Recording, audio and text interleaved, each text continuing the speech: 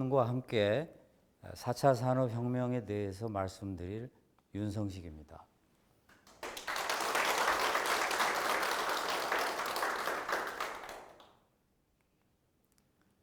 아마 이미 현실 속에서 우리가 미래를 많이 보고 있거든요. 알파고 다 아시죠? 네. 온 대한민국 국민이 응원을 했습니다. 이세돌 이겨라 하고. 근데 졌지요. 근데 더 놀라운 사실은 알파고보다 훨씬 더 센 놈이 나왔다. 그게 알파고 제로입니다. 그러니까 알파고는 바둑의 방법을 가르쳐 주고, 그리고 바둑 옛날에 그 했던 대국, 그것도 가르쳐 줬던 프로그램인데, 알파고 제로는 대국은 안 가르쳐 주고, 바둑의 기본 원칙만 가르쳐 줬는데, 30몇 시간 만에 알파고 제로가 알파고를 눌렀습니다. 그래서 인공지능은 이제 굉장히 놀라운 시대가 된 거죠. 제퍼디라고 하는 유명한 미국의 퀴즈 게임이 있어요. 이게 상금이 굉장히 큰, 굉장히 인기 있는 프로그램입니다. 근데 IBM의 인공지능이 제퍼디에 출연을 했어요. 사람처럼. 그리고 1등을 했습니다. 궁금한 게 상금은 누가 가져갔는지는 모르겠어요. 근데 이것은 우리에게 왜 놀라운 건가 하면 컴퓨터가 사람 말을 다 알아듣고 질문을 들은 거죠. 그리고 사람처럼 대답한 겁니다. 그렇다면 우리는 이제 사람이 대답하는 건지, 즉 사람이 설명하는 건지, 인공지능이 설명하는 건지 구별하기 어려운 그러한 시대에 들어왔다, 이렇게 볼 수가 있습니다. 현실 속의 미래를 보죠. 구글의 픽셀버드라고 하는 무선 이어폰이 있습니다. 그건 여기다 꼽기만 하면요, 상대방이 영어 하면 한국말로 들려요. 근데 상대방 귀에 꼽힌 이어폰에는 내가 하는 한국말이 영어로 번역됩니다. 이게 세계 40개국 언어로 통역이 되는데 값이 제 기억에 20만 원이 채 안 됐어요. IBM의 인공의료지능 왓슨, 지금 가천대학교 병원에서 진료하고 있습니다. 근데 의사의 진료와 IBM 왓슨의 진료가 차이가 날 때 환자들이 뭘 선택할 것 같습니까? 거의 대부분이 왓슨을 선택한답니다. 의사들 큰일 났지요. 그 다음에 법률 인공지능은 로스라고 부르는데, 이 로스가 미국 로펌에서 변호사 역할을 시작을 했습니다. 그 다음에 재미있는 사례는 조지아 텍이라고 하는 미국의 10대 컴퓨터 명문 대학이 있어요. 여기서 수업을 하는데 수업의 조교가 인공지능이었어요. 근데 요즘은 이제 조교가 학생들하고 1대1 얼굴을 대면할 일은 거의 없거든요. 이메일로, 뭐 또 전화로. 근데 한 학기 동안 그 어떤 학생도 자기네들의 조교가 인공지능이었다는 걸 몰랐습니다. 카지노의 딜러 로봇이 하고 있어요. 마카오에. 일본 호텔에는 로봇이 룸서비스 하는 호텔이 있습니다. 그리고 소프트뱅크라고 하는 일본 매장에 가면 페퍼라고 하는 한 요만하던데 로봇이 딱 마중 나와서 물어봅니다. 대화를 하지요. 그리고 안내를 하고. 그래서 인공지능의 지능이 인간 지능을 능가하는 시대를, 그 시점을 영어로 싱귤레리티라고 이야기를 하고, 그걸 특이점이라고 번역을 하는데 글쎄 조금 번역은 좀 우리한테 와닿지는 않지요. 이 시점이 되면은 이제 인간은 더 이상 만물의 영장이 아닙니다. 폼 잡을 필요가 없어요. 핫사비스라는 사람이 있어요. 핫사비스. 알파고를 만든 회사의 사장입니다. 근데 이 사람이 한국의 이세돌을 꺾은 뒤에 중국으로 건너갔죠. 누구를 거꾸로? 세계 바둑 1위인 커제를 거꾸로. 커제 거꾸로 중국에 가가지고 대국을 하는 동안 리카싱을 만났습니다. 리카싱은 누군가 하면 중국의 굉장한 부자인데 이 핫사비스가 처음 회사를 창업했을 때 돈을 투자했던 사람이에요. 고마운 은인이지요. 근데 이 리카싱도 참 대단합니다. 나이가 90이 넘었는데 야, 너 나한테 와서 인공지능에 대해서 개인 지도 좀 해줘. 그래서 가서 강의를 한 거예요.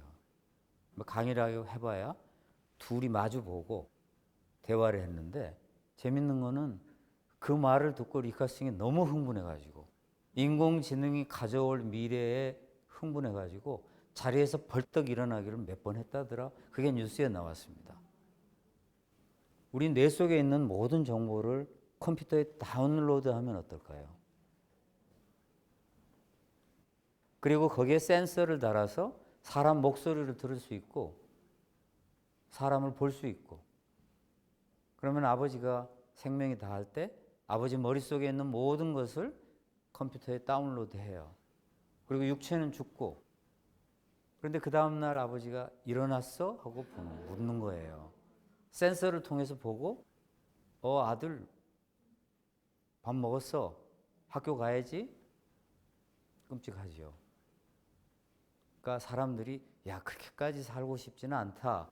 왜냐하면 그건 육체 없는 영생이니까. 근데 이 기술은 곧 올 거라고 합니다. 근데 육체 없는 영생 그거보다도 영생을 육체가 얻는다면 어떨까요? 이미 유전자 편집으로 자신의 유전자를 편집할 수 있거든요. 나쁜 건 잘라내고 좋은 건 갖다 붙이고 이제 그렇게 되면 천재도 나온다 그렇게 이야기합니다. 나노 기술, 초소형 나노가 우리 혈관을 돌아다니면서 청소를 하죠. 동맥경화증은 이제 걱정 안 해도 된다고 합니다. 장기 이식 이거 많이 들어본 거고요. 인공 피부 이렇게 되면 육체도 영생을 얻게 된다. 그럼 정말 영생을 할 수 있을까요? 있다고 이야기를 하는 사람들이 있지요. 구글의 인공지능 책임자인 커즈와일. 하루에 영양제를 100알을 먹어요. 과거에는 200알인데 요즘 약이 좋아져서 줄었답니다. 근데 1년 약값만 11억 원. 역시 부자니까 가능합니다. 이 사람은 왜 이렇게 하는가? 영생을 얻을 수 있는 그 시점, 그 기술이 나올 때까지 살면 된다. 그러면 영생을 얻는 거예요. 그 시점까지 살아남기 위해서 약을 먹습니다. 그 시점 되기 1년 전에 죽으면 영생 없는 거지요. 딱 그 시점까지만 버티면 된다는 겁니다. 4차 산업혁명이란 별게 아니고요. 인공지능, 빅데이터 들어보셨죠? 사물 인터넷, 3D 프린팅, 데이터 사이언스, 유전자 가위 이런 것들을 다 총칭해서 하는 겁니다. 근데 재밌는 것은 디지털 기술이 여러 곳과 융합이 돼가지고 일으키는 어떠한 변화, 그걸 우리가 4차 산업혁명이라고 부르는 겁니다. 그래서 이미 오래전에 시작된 겁니다. 여러분 기억나시죠? 빅데이터 소리 엄청 많이 들었죠? 예, 빅데이터는 문자 그대로 수많은 데이터가 이렇게 있다. 우리가 인터넷 검색을 딱 하면요. 컴퓨터가 그걸 기억을 합니다. 그래가지고 저를 감시하는 거나 똑같아요. 여러분이 이메일을 쓸 때 이메일의 내용에 교육 이렇게 쓰죠. 그러면 옆에 광고가 떠요. 학교 선전. 여러분이 샴푸 이렇게 쓰면요. 오른쪽에 또 샴푸 선전이 떠요. 이게 사실 모든 것들은 감시되고 있습니다. 그래서 유명한 표현이 있죠. 구글은 알고 있다. 자, 그런데 시작된 현실을 한번 보겠습니다. 인공지능하면 아직도 그래, 알파고는 우리에게 오긴 왔지만 그래도 좀 멀지. 글쎄요. 제가 며칠 전에 미국서 한 달 있다가 귀국했는데 슈퍼마켓에 가서 깜짝 놀랐어요. 계산대에 계산원이 없는 슈퍼마켓에 들어갔던 겁니다. 들어가보니 없어요. 그게 이제 무인 점포죠. 물건을 사가지고 카트로 가지고 와서 계산을 하다가 에러가 나니까 금방 표시가 나옵니다. 곧 누가 간다. 누가 와요. 와서 도와주고 또 갑니다. 모든 슈퍼가 그렇지는 않지만 이제 그런 곳이 생기기 시작했다라는 겁니다. 자, 아마존의 고. 이게 무인 점포인데요. 지금 미국 곳곳에 생기고 있습니다. 여기를 들어가서 쇼핑을 하면 바구니에 넣는 순간 계산이 됩니다. 바구니에 넣으면. 그리고 포장해 갖고 나가면 돼요. 그럼 미리 등록한 신용카드로 결제가 됩니다. 이게 폭발적으로 미국 전역을 파고들고 있습니다. 시어즈라고 하는 유명한 백화점이 얼마 전에 문을 닫았지요. 뉴스에 아마존 때문이다 이렇게 기사가 났습니다. 알고리즘. 이 알고리즘이라는 거는 주식 투자를 하게 만들어주는 인공지능이에요. 골드만삭스라고 하는 유명한 금융 회사가 있습니다. 세계적인 기업입니다. 이 기업에서는 분석가를 600명에서 2명으로 줄였어요. 그런데 또 그렇게 나쁜 소식만 있는 건 아닙니다. 이제 또 인공지능 전문가를 대거 채용했답니다. 그래서 앞으로는 어떨까요? 수많은 사람이 직업을 잃게 됩니다. 그리고 또 새로운 직업이 생겨날 거다. 문제는 뭐가 더 크냐지요. 없어지는 직업만큼 새로운 직업이 생겨나면 괜찮지요. 근데 새로운 직업이 그렇게 많이 생기지 않는다면 이제 실업률이 증가할 겁니다. 어떤 사람이 제 책을 읽고 아니 왜 이렇게 비관적인 이야기만 쓰셨어요? 이렇게 이야기를 하는데 제가 분명 낙관적인 이야기도 썼거든요. 직업이 수없이 생긴다라는 이야기를 썼는데 사람들은 비관적인 이야기만 충격적으로 들어오는 겁니다. 제 강의의 초점은 아까 기억나십니까? 예측 불가능이거든요. 그렇죠? 예측 불가능한 시대에 행복하게 사는 법이니까 예측 불가능하다고 이야기한 거지 저는 비관적이라고 이야기 안 했습니다. 낙관도 비관도 몰라요. 알 수 없다. 분명히 말씀드렸습니다. 딥코더. 이 인공지능은요, 컴퓨터 프로그래밍을 해줘요. 그러면 어떻게 될까요? 프로그래머들이 직업을 잃게 됩니다.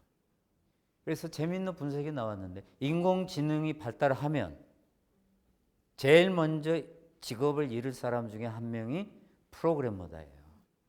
그래서 우리는 컴퓨터 하면 다 좋아? 아니에요. 코딩만 하는 사람은 별 볼 일이 없어요. 왜? 코딩을 해주는 게 딥코더니까. 그래서 컴퓨터의 논리를 배워야 되고 그걸 어떻게 쓰는지를 배워야 되고 그렇지 않으면 도태됩니다. 40%가 직업을 잃을 거다. 프로그래머의. 절반 이상이 잃을 거다. 그런 예측들이 나오고 있습니다.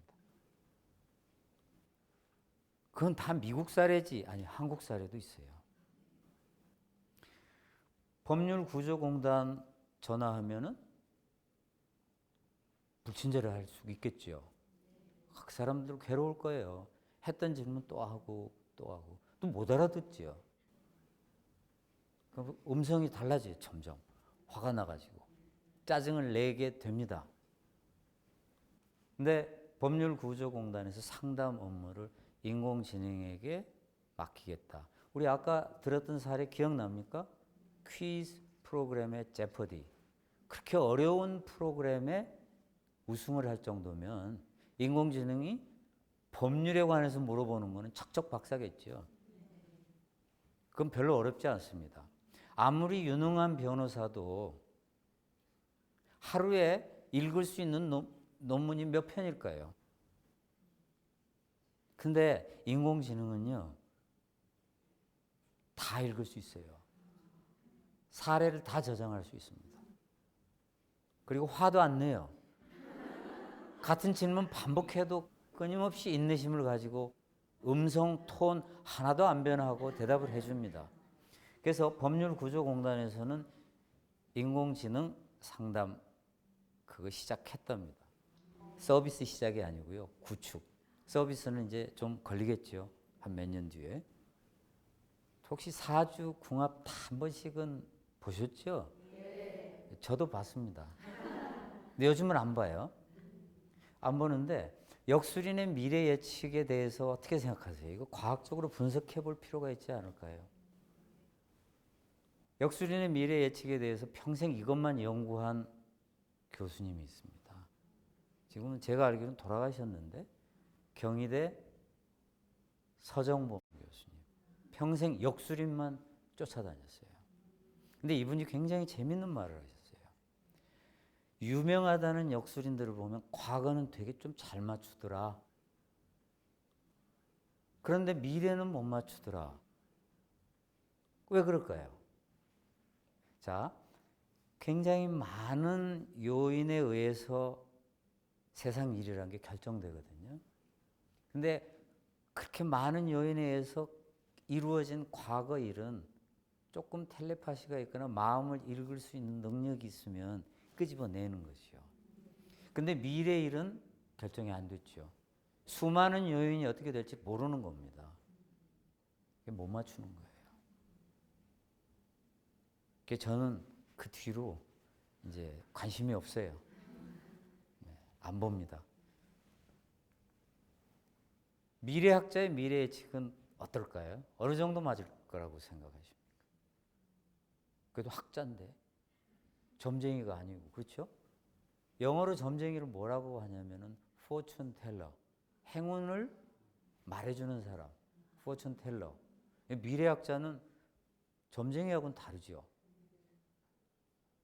근데 최근에 조사를 한 게 있어요. 미래학자들의 예측이 얼마나 맞는지 학문적으로 조사를 했습니다.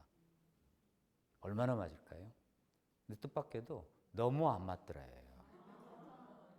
역술인의 수준밖에 안 되더라. 그래가지고 뭐라고 비꼬은 게 나왔는가 하면은 미래학자들은 역술인이나 다를 바 없다. 그래서 역술인은 fortune teller, 행운을 말해주는 사람인데 이 사람들은 행운을 파는 사람이다. fortune seller. 이렇게 비꼬는 표현이 나왔어요. 미래학자들도 잘 못 맞추는 거예요. 그럼 어떻게 해야 돼요? 제가 미국에 공부하러 갔을 때 1980년대입니다. 그때 컴퓨터가 굉장히 이제 눈부시게 초창기에 발전했었죠. 제가 생생하게 기억을 해요. 미래에 대한 예측 중에 미래 없어질 직업 중에 하나에 공인회계사라는 게 있었어요. 제가 박사학위 하기 전에 공인회계사를 땄거든요, 미국에서. 그런데 그때 항상 따면서 아니 없어진다고 그랬는데 내가 이거 따가지고 뭐 불필요한 거 아닌 거 아닐까? 요즘 없어졌습니까? 아니죠. 오히려 더 많이 필요하게 됐어요. 컴퓨터의 발달로 부기는 이제 안 합니다. 옛날에 상업고등학교 출신들이 부기했거든요. 근데 그 컴퓨터가 다 해줘요. 그래서 더 이상 부기는 안 하는 대신 본연의 회계 업무에 집중하니까 업무가 더 늘어납니다. 호주나 캐나다에서는 문과 쪽에서 그래도 이민이 가장 잘 되는 분야가 회계 분야예요. 예측 틀렸어요. 더 재미있는 거는 그때 예측 중에 또 뭐가 있었는가 하면은 앞으로는 슈퍼컴퓨터의 시대가 온다. 그래서 제가 말하자면 있는 고려대학교 거기도 슈퍼컴퓨터가 한 대 있고 다 단말기로 학생들한테 연결될 거다. 이게 예측이었습니다. 근데 고려대학교도 서울대학교도 슈퍼컴퓨터 없어요. PC의 등장 그리고 PC의 연결 전혀 다른 세계가 시작이 된 겁니다. 그때 나왔던 컴퓨터에 대한 예측을 제가 많은 걸 기억을 해요. 대부분 틀렸어요. 그래서 좀 안심도 되지요. 왜냐하면 인공지능에 관한 예측 두려운 게 많은데 다 틀리면 좋겠다. 그래서 요즘은 이제 근데 어떻게 하지? 미래에 알 수가 없다. 결론은 뭡니까? 알 수 없다지요? 어떻게 해야 될까요? 요즘에 이제 많이 나오는 대안입니다. 창의성이 살 길이다. 글쎄, 저는 이렇게 물음 표시를 했어요. 동의 안 한다는 뜻입니다. 요즘에 나오는 책들의 상당수, 그리고 신문, 이런 데 나오는 기사, 뭐 그런 것들이 제일 많이 나오는 단어가 창의성이 살 길이다. 사실 틀린 말은 아니에요. 인공지능의 시대에는 인공지능은 창의성이 없으니 창의성이 살 길이다. 저는 그 말에 동의를 안 합니다. 역사상 창의성이 중요하지 않았던 때는 없어요. 항상 창의성은 중요했습니다. 앞으로도 중요할 거고요. 자, 커제. 이세돌은 사실은 옛날에 유명했던 사람입니다. 커제가 실제로 지금은 최고거든요. 그런데 왜 알파고는 먼저 이세돌한테 시합을 하자고 했을까요? 연습 삼아. 왜냐하면은 이세돌은 옛날 사람이기 때문에 수많은 경험이 머릿속에 있는 겁니다. 그래서 이세돌하고 대국을 하면 이세돌 머릿속에 있는 모든 경험을 알파고가 배울 수 있다고 생각한 거예요. 그걸 배워가지고 아직 젊고 창창한 커제를 꺾겠다. 커제를 꺾었죠. 커제가 알파고한테 진 다음에 한 말이 있어요. 알파고가 너무나 창의적이었다. 그런데 무슨 인공지능이 창의성이 없어요? 매우 창의적입니다.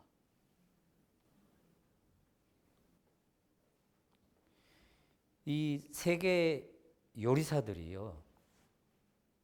어떤 요리를 할까에 굉장히 고심을 해요. 그러니까 이제 새로운 요리를 만들어내야 되는데 이게 잘 안 나온다. 그럴 때 참조하는 곳이 IBM의 요리 앱입니다. 더 창의적이잖아요. 우리는 예술하는 사람들을 창의적이라고 부릅니다. 자, 작곡을 해요? 그런데 창의적이요? 아니라고 말할 수 없지요. 근데 인공지능이 작곡하는데. 일본에서는 인공지능이 쓴 소설이 소설 심사 문학상의 1차 관문을 통과했습니다. 자, 글도 쓰고요. 인공지능이 작곡도 해요. 그런데 거기다 대놓고 창의적이지 않다. 그건 틀린 말이에요. 감성이 경쟁력이다. 이 말도 너무 많이 들었어요. 물론 중요하지요. 그렇지만 감성은 인류 역사상 창의성만큼 항상 중요했습니다. 감성이 중요하지 않았던 시대가 있습니까? 기분 나빠서 일 저지르고 기분 좋아서 역사가 이루어진 적이 한두 번이 아닌데요. 감성은 항상 중요했고 앞으로도 중요할 겁니다. AI 인공지능이 작가와 코미디언을 머릿속에 다 집어넣으면 어떻게 되겠습니까? 실제로 실리콘밸리에서 일어나고 있는 일입니다. 실리콘밸리의 인공지능 기업들이 작가와 코미디언을 여러 명을 고용해가지고 감성을 불어넣는 겁니다. 자, 감성이 얼마나 중요한가 재밌는 일화 한번 소개해 드릴게요. 어떤 거지가 구걸을 하고 있었어요. 근데 별로 사람들이 돈을 놓고 가지를 않아요. 근데 지나가던 시인이 그걸 보고 나는 돈이 없다. 그런데 너한테 돈을 많이 벌게 해주겠네. 종이를 한 장 써줄게. 그 거지는 눈을 보지 못하는. 불쌍하죠? 시인이 뭘 써줬는가 하면 저는 봄이 왔지만 봄을 볼 수 없습니다. 이렇게 썼어요. 그 종이를 딱 들고 있으니까 사람들이 돈을 많이 놓고 갔습니다. 감성의 위력을 알 수가 있지요. 시인은 누굽니까? 작가지요. 문학가지요. 그 사람들을 몽땅 불러다가 그 사람들 머릿속에 있는 감성을 인공지능이 집어넣는데 여러분 작가 한 명 이기기도 어렵죠. 감성으로. 그렇지 않아요? 시인 한 명하고 감성 겨루기 할 수 있습니까? 근데 한 명도 아니고 2명, 3명, 10명, 20명을 합친 인공지능 이길 수 있을까요? 전 세계 지금 인류 실험실에서는 인공지능 실험실에서는 감성을 집어넣기 위한 연구가 많이 진행이 되고 있습니다. 그래서 감성이 있으면 감성이 없는 인공지능을 이길 수 있다. 그거는 굉장히 잘못된 처방입니다. 그렇다고 감성이 중요하지 않다는 건 아닙니다. 항상 감성은 인류에게 중요했습니다. 협업 능력이 중요하다. 인공지능은 협력하지 못하는데 인간은 협력한다라는 식인데, 자, 특이점을 인공지능이 뛰어넘으면 어쩌면 인공지능은 우리보다도 훨씬 더 똑똑할지도 몰라요. 그렇죠? 그러면은 협업해서 인간을 이길 수 있다고 생각하면 협업하겠죠. 그리고 인공지능은 그냥 네트워크 연결해 버리면 하나잖아요. 협업할 필요도 없이 우리 다 연결하자 하면 하나지요. 그래서 이것도 글쎄, 그렇지만 협업은 항상 중요했습니다. 인류 역사에서. 중요하지 않았던 때가 없었어요. 이건 우리에게 새로운 처방은 아니다. 그러나 창의성은 여전히 중요합니다. 어설픈 창의성은 아니고요. 패러다임을 만드는. 그래서 어설픈 창의성이 아닌 패러다임을 전환할 수 있는, 수많은 사람들의 감성을 조합할 수 있는 감성 능력, 그런 거는 뛰어나지요. 근데 그 정도가 아니면 대다수 평범한 사람들은 별 볼 일 없는 겁니다. 그 어설픈 창의성 갖고 자랑해봐야 소용없어요. 그러면 상당히 절망스럽지요. 우리 아이 어떻게 교육시켜야지. 1대 99, 1% 대 99%, 심지어는 0.1% 대 99.9%의 시대가 온다. 즉 소수의 1% 지배자, 나머지 99는 진짜 별 볼 일 없는 신노예 사회가 온다. 끔찍한 말도 나옵니다.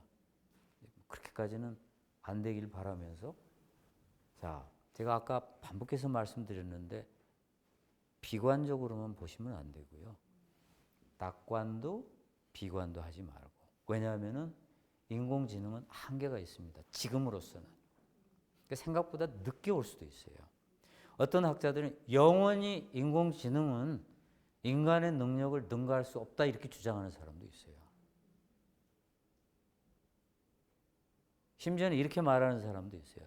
인공지능이 뭐 굉장할 것처럼 이야기하는 사람들은 컴퓨터에 대해서 잘 모르는 사람들이야. 그렇게 이야기를 하는데 그렇지는 않아요.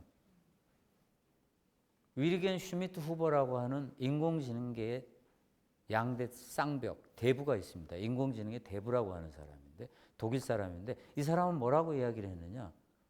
인공지능은 발달해서 인간을 개미 정도로밖에 생각 안 할 거다. 그리고 그 인공지능은 우주를 개척할 거다. 왜? 인간이 지구를 너무나 엉망으로 만들어버려서 살기가 곤란하게 돼서요. 이거 상당히 비관적이죠. 그렇지만 물론 낙관적인 시나리오, 비관적인 시나리오 다 있습니다. 근데 지금의 인공지능은 엄청난 계산 능력, 구글 정도의 계산 능력, 방대한 자료, 알파고 정도가 수많은 바둑 자료를 전부 수집해가지고 집어넣고 그것도 부족해가지고 이세돌 머릿속에 있는 거 끄집어내겠다고 대국하고 이걸로 보였고 그리고 인공지능이 성공하는 것은 최근에는 특히 극히 일분야입니다. 아직도 인공지능은 인간의 능력에 비하면 아주 많이 뒤떨어져요. 예를 들면 이 앞에 조그만 어린애가 있다고 쳐요. 이 위에 올라오고 싶다. 애들은 금방 막 손으로 이렇게 하다가 이 위에 올라오는 법을 금방 익힙니다. 근데 인공지능한테, 로봇한테 이 위에를 올라오게 가르치려면 엄청나게 노력이 필요해요. 그래서 아직 인간만큼 유연하지도 않고 그렇게 쉽게 잘 배우지도 않지만 일부 영역에 있어서는 인간을 능력합니다. 그 영역이 바둑, 예를 들면 뭐 퀴즈, 체스는 이미 장기는 이미 인공지능이 일찌감치 인간을 이겼습니다. 바둑은 최근에 이겼고요. 그래서 너무 비관할 필요는 없다. 낙관도 비관도 하지 말고 가보자. 자, 그래서 무엇을 배울까 묻지 말고 무엇이든지 배울 수 있는 학습 능력을 갖추라. 이게 중요합니다. 왜냐하면 어떻게 될지 모르니까요. 양리학을 열심히 공부하는 어떤 의대생이 있었습니다.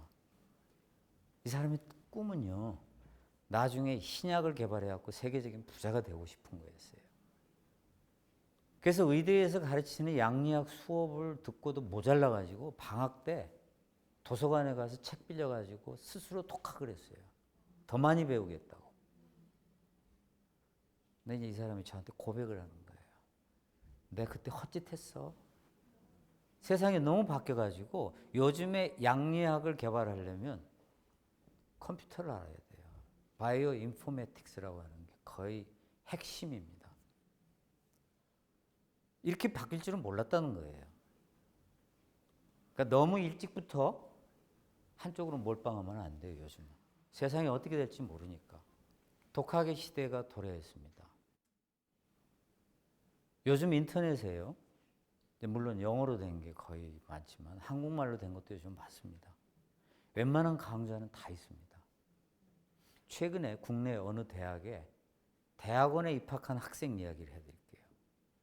그 학생은 컴퓨터를 전공한 학생입니다. 근데 컴퓨터의 기술이 하도 빨리 변하니까 미처 새로운 기술을 대학에서 배우지 못한 채로 대학을 졸업한 거예요. 그 대학원에 들어왔는데 필요하네. 근데 나 모른다. 한국 학생들 이야기입니다. 인터넷을 통해서 영어로 된 거지만 온라인 강의를 열심히 듣고 있더랍니다. 그렇게 해서 배우는 겁니다. 이미 시작됐습니다. 이미. 우리나라에도 그렇고. 굉장히 많이 배워요. 제가 미국에 가서 굉장히 재밌는 현상을 발견했는데 이제 대학 교수들도 긴장해야 됩니다. 왜냐하면은 학생들이요. 필수 과목이 아니면은 그 과목을 들을까 말까 필수 과목에 무조건 들어야죠. 근데 선택 과목이면 그 과목을 들을까 말까를 어떻게 결정하는가 하면 인터넷 강의하고 비교를 해보는 겁니다. 그래서 딱 첫 수업 한 몇 번, 두어 번 들어가 보고 인터넷 강의만 못하네 만들어 버리는 거예요. 이게 지금 미국 대학에서 일어나고 있는 현실입니다. 이제 독학의 시대가 온 거예요. MIT, 하버드 대학교 강의, edX라는 데 가면은 다 나옵니다. 근데 숙제도 나와요. 근데 해답이 없겠죠. 다 검색하면 누군가가 다 풀어서 올려놨습니다. 기말고사까지. 답이 다 있어요. 근데 답을 봐도 이해가 안 된다? 걱정하시지 않아도 됩니다. 왜? 딱 커뮤니티가 형성이 돼가지고 거기에 가서 물어보면요. 옛날에 배웠던 고수들이 또 다 가르쳐줘요. 나 이 답 아무리 봐도 모르겠다. 그럼 설명을 해줘요. 이제 독학할 수 있는 시대가 됐습니다. 어떤 성격이 좋은지를 모르는 시대가 도래했습니다. 옛날에는 성격 급한 사람은 꽝이었어요. 인내심. 근데 요즘은 성격 급한 게 디지털 시대에는 굉장히 장점이죠. 빌 게이츠는 뭐라고 이야기했는가? 생각의 질보다도 더 중요한 게 있다. 생각의 속도다. 왜냐하면 빌 게이츠는 대학교 3학년 때인가 하버드 대학을 다니는데 절호의 창업 기회가 옵니다. 마이크로소프트의 창업 기회가. 학교를 중퇴하겠다고 그랬어요. 아버지한테. 그때 아버지가 야, 너 하버드 대학교 얼마나 어렵게 들어갔느냐. 1년만 있으면 졸업인데 기다려라. 졸업하고 해라. 빌 게이츠는 아닙니다. 이 기회를 놓치면 저는 영원히 이 기회를 잡을 수가 없습니다. 그리고 중퇴했어요. 빌 게이츠는 대학 중퇴자입니다. 빌 게이츠는 뭐라고 이야기를 하는가 하면 내가 그때 그 기회를 잡지 못했다면 나는 지금 유명 회사의 프로그래머로 일하고 있을 거다. 그렇게 이야기를 했어요. 어떤 성격이 좋은지 몰라요. 옛날에는 괴팍한 성격, 요즘에 각광을 받아요. 왜냐하면 그런 사람이 또 창의성이 있다네요. 외톨이 있죠. 괴짜. 일본에서 뽑아가잖아요. 왜? 일본 사람들은 전부 규격화된 사람들입니다. 그게 창의성이 별로 없어.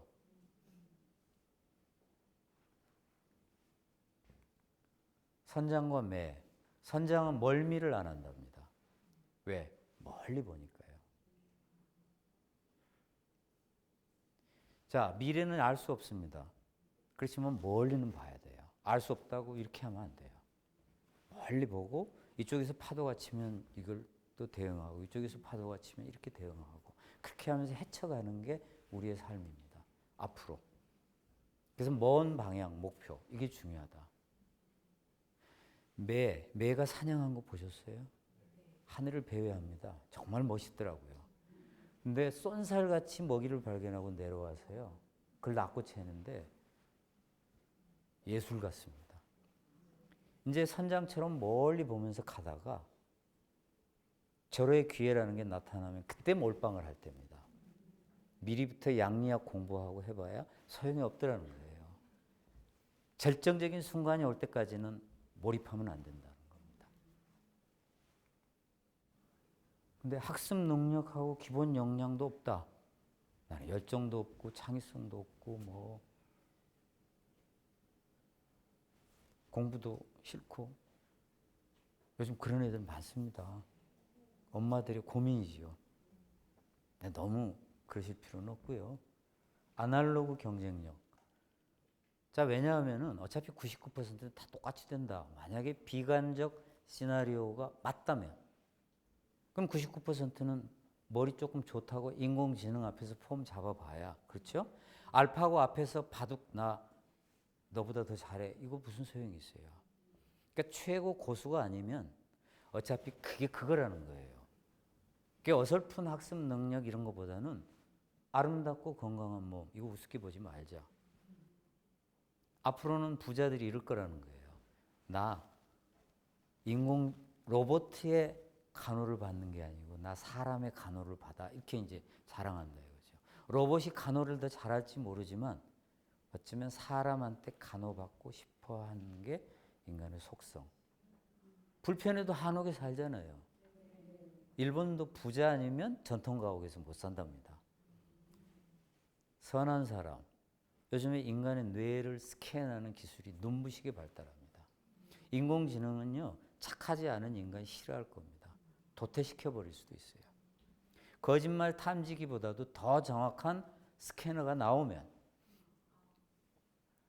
이제 거짓말하는 게 어려워지죠. 요즘 자동차 사고 갖고 싸우는 사람들이 급속도로 줄었습니다. 왜? 블랙박스 때문에 그렇지. 다 그게 보여주니까. 옛날에는 목소리 큰 사람이 이겼습니다. 근데 나는 학습 능력, 기본 역량도 없고 아름답지도 않고 건강한 몸을 만들기도 귀찮고 예체능은 즐기는 것 외에는 관심도 없고 선하지도 않고 내 열정도 없어. 정치에 관심을 기울여야 돼요. 조금 약간 생뚱맞게 들리죠?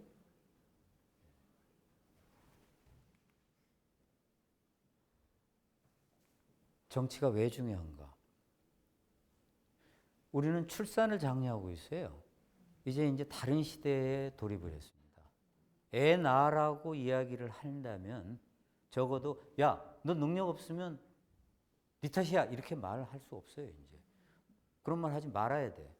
낳으라고 장려한다면 야, 능력이 있게 태어나고 능력이 있게 교육받으면 좋은 거고 살다가 도태되면 나라에서 책임을 져줄 때 그런 말을 할 수 있는 겁니다.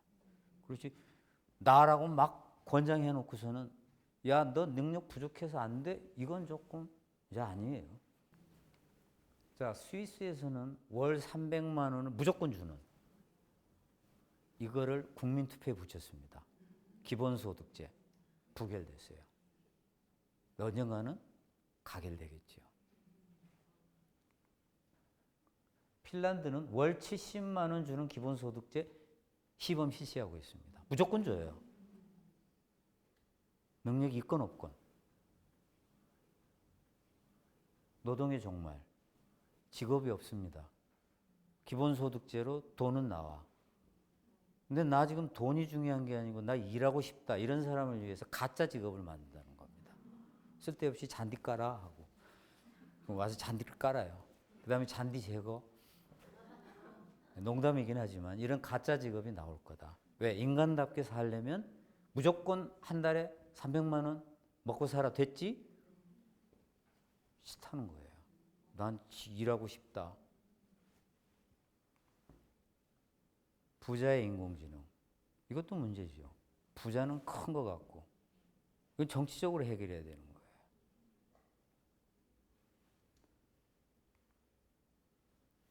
자, 우리는 행복하게 생존을 해야 됩니다. 자, 정치에 관심을 갖는 이유. 사실 행복하기 위해서지요. 내 능력도 없고 하지만 내가 이 세상에 태어났는데 내가 행복하게 살고 싶다. 네. 그러면 이제 행복하게 살기 위해서 굉장히 중요한 건 인간이 만물의 영장이 아니라는 걸 인정을 해야 됩니다. 우리는 그동안 인간을 너무나 높은 위치에 딱 올려놓고 이제 오만하게 살았던 거예요. 동물을 멸시하고. 위르겐 슈미트 후보, 인공지능의 대부는 우리가 뭐 개미나 그런 데 관심 갖느냐 이거예요. 관심 안 갖지요? 그렇듯이 인공지능도 우리를 개미처럼 볼 거다는 끔찍한 말입니다. 어떤 의미에서 현실을 직시해야 될지도 몰라요. 아까 말씀드렸죠. 선장처럼 항해하고 매처럼 결단하라. 모릅니다. 모르지만 먼 목표는 보고 가야 돼요. 방향은 정해서 가야 멀미를 안 합니다. 안 그러면 멀미하다가 길 잊어버려요. 그렇게 가다가 결정적인 기회가 왔을 때 매처럼 먹이를 향해서 달려가듯이 거기에 올인을 하는 겁니다. 우리는 수많은 선택을 합니다. 여러분 어떻게 생각하세요? 선택 항상 잘했습니까? 맨날 하고 나면 후회. 그렇죠? 정말 잘했다라고 느끼는 건 인생에 살면서 극히 일부분입니다. 어떻게 해야 되는가? 수정 집행이 더 중요해요. 어차피 결단으로 갈 수밖에 없어요. 우리는 너무나 모르는 상태에서 결정을 하게 됩니다. 수정하고 집행이 더 중요한 겁니다. 세계 그 유명한 부자들이 있는데요. 그 중에 이제 중국에서 가장 부자 뉴스에 보니까 알리바바 창업주인 마윈 회장. 일본에서는 주가가 오를 때 내릴 때마다 1등이 됐다, 2등이 됐다는 한국인이 있습니다. 손정희, 예, 소프트뱅크의 회장이죠. 그 사람이 이야기했어요. 둘이 인류 계획과 삼류 집행, 삼류 계획과 인류 집행 뭐가 더 중요하냐? 둘 다 의견이 딱 일치했어요. 삼류 계획, 인류 집행이 더 중요하다. 그러니까 너무 계획 잘 세울 필요 없어요. 어차피 실패해. 잘 몰라. 후회해. 그거 수정하면 됩니다. 행복하려면. 우린 불안, 불만, 불확실성, 흔들리지 않는 몸과 마음을 갖는 게 매우 중요합니다. 어차피 우리는 불안할 수밖에 없어요. 왜냐하면 예측 불가능의 시대니까. 삶이란 모순과 딜레마의 관리, 알 수 없기 때문이에요. 예측 불가능한 시대. 뭐가 올지 모르는데 이제 남을 부러워하면서 살 수는 없거든. 개똥 철학이라도 있어야 돼요. 99%가 인공지능 앞에서. 그래서 절대 진리란 없고 모두 맞고 모두 틀리다. 이게 우리가 행복해지는 중요한 어떤 삶의 원칙이라고 생각합니다. 긴 시간 동안 감사합니다.